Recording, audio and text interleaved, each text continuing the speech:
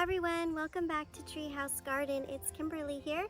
I wanted to show you my new ollie beds in my raised bed garden that I recently started. I definitely want to be still planting things in the ground, but I decided that I really don't like being on my knees and squatting and getting up and down all the time. I'm getting too old for that. So this new adventure has led me to a raised bed garden, and I was doing traditional wood boxes to start, and then I found these amazing ollie sustainable beds that are probably going to last me a lot longer than my wood boxes, to be honest. And they look really pretty. They were easy to assemble. I have a video on how to do that if you didn't catch that. But today I'm going to show you how I'm going to plant one of my ollie beds. And you will be amazed at how much you can squeeze into one bed. So join me today at Treehouse Garden. My goal for this bed is to plant in the middle and on each of the outer sides. So I spray painted 2 T-posts black so they would look nicer with my beautiful gray ollie bed. And I set these with a T-post setter. This was kind of a challenge for me because if you know me, I'm quite short.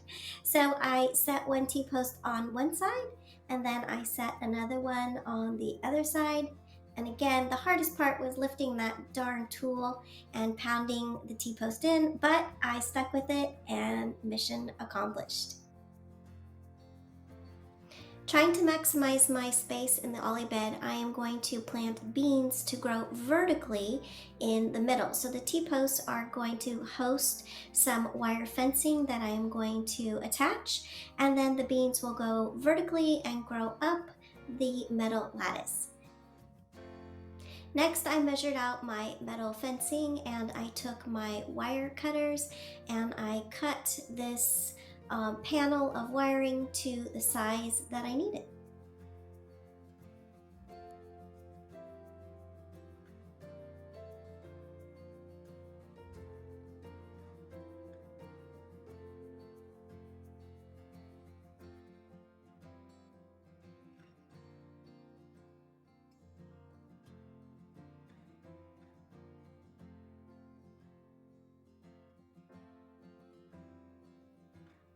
Next up, I needed to attach the wire to the T-post, and I did this using zip ties. It was a little tricky to do by myself, but I figured it out. So I got one of the zip ties going on one side, and then I got the top on the other side, and I continued to zip tie 3 on each side until it was nice and sturdy. The peas that I'm going to plant on this made trellis here are not very heavy, so 3 on each side did the trick, and then it was time to start planting.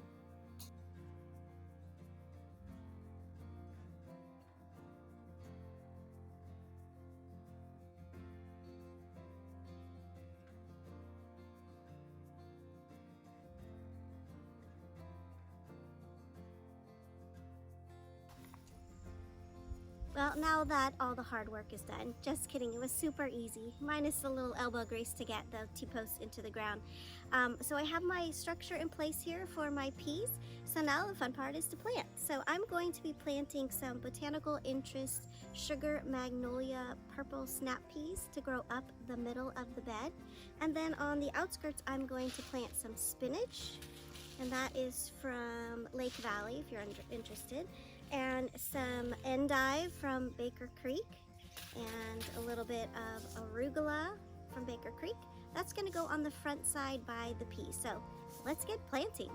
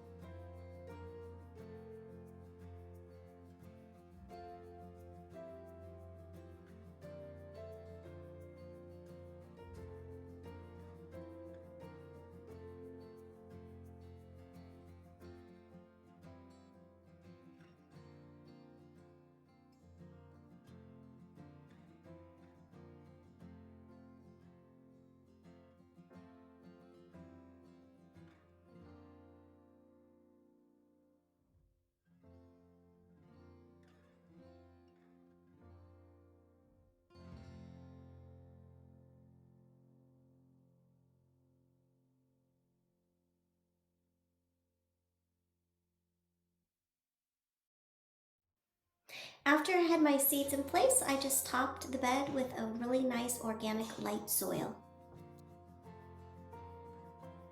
Alright guys, now that I have the front part of the ollie bed planted and the middle with my beans that are going to grow vertically, so I'm tripling my space, I am going to now do the third part, which is the back here, and I'm going to be planting two types of carrots, Long Rouge Sang and Amarillo from Baker Creek, both beautiful colorful carrots.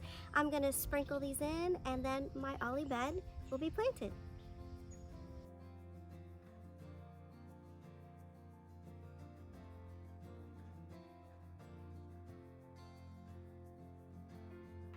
When I plant carrots, I just sprinkle them in and then move my hand around in the dirt to kind of set them. I'll have to thin them out later.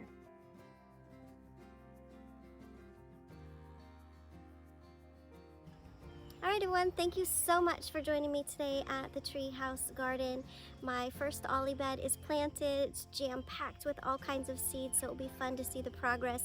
The last thing that I'm going to do is lightly water that bed in and set my seeds, and then I'm going to go in and make some plant labels. I've been making some really cool laminated plant labels that you can find on my Facebook page if you're interested in learning about those. Thanks again for joining me, and don't forget to seed the day.